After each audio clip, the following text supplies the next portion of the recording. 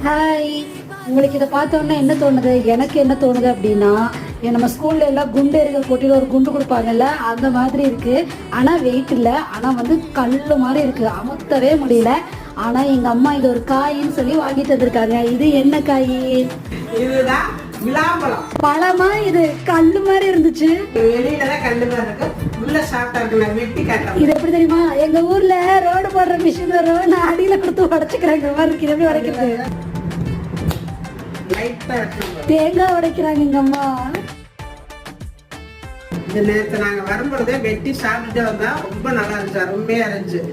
இது வந்து மூல நோய்க்காரங்களுக்கு ரொம்ப நல்லது. இதனுடைய வேறு, தலை, அந்த பட்டை, இந்த பழம், இந்த வெளியில இருக்கிற இந்த கொட்டை எல்லாமே சாப்பிடணும். அரைச்சு சாப்பிட்டீங்கன்னா ரொம்ப ஈஸியா குயிக்கா குணமாயிரும். எங்க அம்மா ஏதோ பால் கப்பை ஸ்கூல்ல இருந்து ஐஸ்கிரீம் எடுத்து சாப்பிடுற மாதிரி சாப்பிட்டுட்டு இருக்காங்க.